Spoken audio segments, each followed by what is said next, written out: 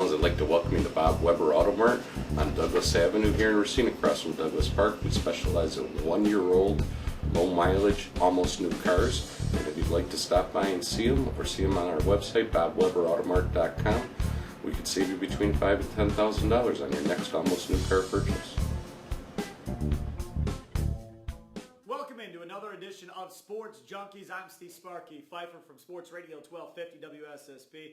He, of course, Gery Woelfel from the Racine Sports Zone. Time to do some Packer talk as we get ready for the Packers and Bears coming up on Monday Night Football. The Packers take care of the hapless Minnesota Vikings last week. And this Packer football team, once again, being thrown into the conversation of Super Bowl contenders.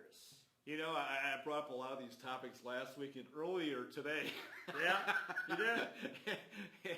And this is hilarious. Is this live? Or yes, is it on we're Netflix? good. Okay, we're good. But, yeah, the Packers have been terrific. That is the one thing you say about this Packer football team is when you get into the season, they seem to get better under McCarthy, and they really have. Regardless if they've had injuries or whatever the case may be, they get better as the season goes on. And now this year, like every other year, they're overcoming those injuries. Specifically, without having Clay Matthews in there, this defense is actually maybe playing better. See, I would bring up about Clay Matthews and how the Packers have done with that, but we've talked about that already, so we won't go into it. But I was thinking this again the other day, and I thought this in the past. McCarthy is really, really underrated as a coach. When you hear national discussions of head coaches, it's always about Belichick, a few other guys, and you never hear McCarthy's name. Never. And all he does is keep producing playoff caliber teams each and every year. And everybody thinks, hey, it's all about Aaron Rodgers. And yeah, to a large degree, it is about Aaron Rodgers. But he has done a tremendous job of getting Aaron Rodgers to buy into his system. And hats off to McCarthy. I think he's done a hell of a job. Yeah, that coaching staff has done one hell of a job. I don't have any disagreement about that. What about the running back situation? James Starks comes back last week. They decided to give Starks some carries. But even though Starks got some carries, Eddie Lacy still had 29 carries in the football game. I never thought I'd live to see the day with Mike McCarthy as head coach, Aaron Rodgers as quarterback, and a running back get 29 carries in a football game. It's funny. The other day I was doing some house cleaning, and I came across a mock draft at about this time a year ago, and it was by Gil Brandt, who's very well respected, the architect of the great Dallas teams and the NFL.com 67, and he's from Milwaukee. Yep. You ask him anything about Milwaukee, Racine, he's got it. And he's got it. But anyways, he did his mock draft, and guess who he had in the first round with the 18th pick?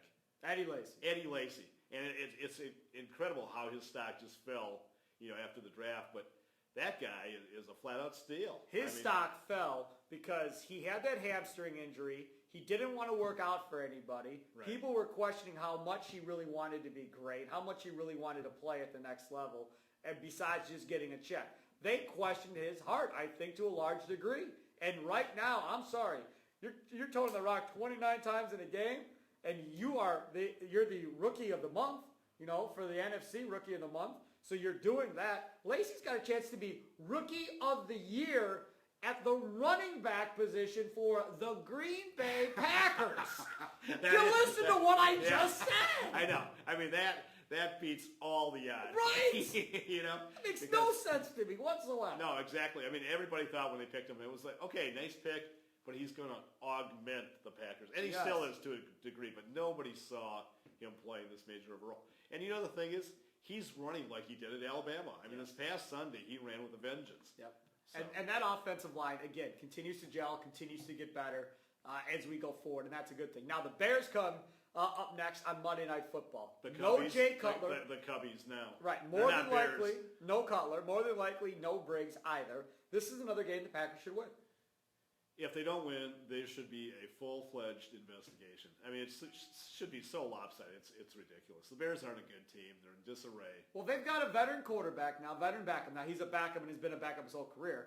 But you still have Brandon Marshall. You still have Matt Forte. So you still have two potent weapons on offense. Now, you could say the same thing for the Vikings, that you had Adrian Peterson and you had Greg Jennings. Jennings isn't Marshall, but you had two weapons there and the quarterback couldn't get it there. I think the backup for the Bears, McCown, is actually better than what they got in Christian Ponder in Minnesota. Yeah, he might be better than Ponder, and he might be better than Whedon. They're still all three horrible. They shouldn't be starters in the NFL. The Packers are incredibly fortunate. Well, this one's not. This one's a backup. Hey, he's being forced to start. Right, exactly.